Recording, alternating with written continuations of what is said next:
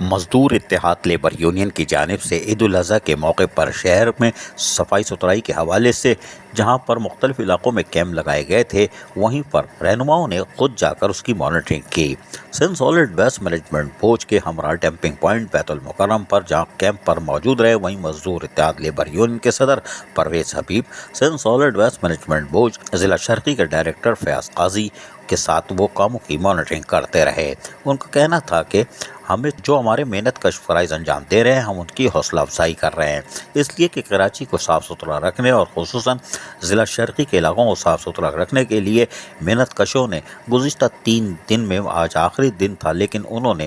انت تک محنت سے کام کیا تاکہ لوگوں کو یعنی شہریوں کو سہولت فراہم ہو سکے اور صاف ستھرا ماحول فراہم کیا جا سکے۔ مزدور اتحاد لیبر یونین کے صدر پرویز حبیب نے کہا کہ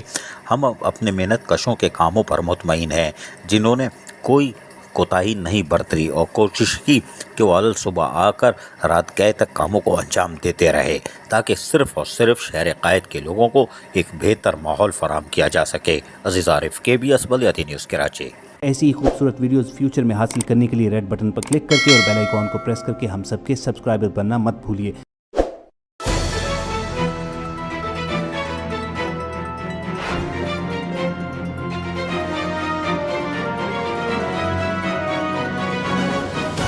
KBS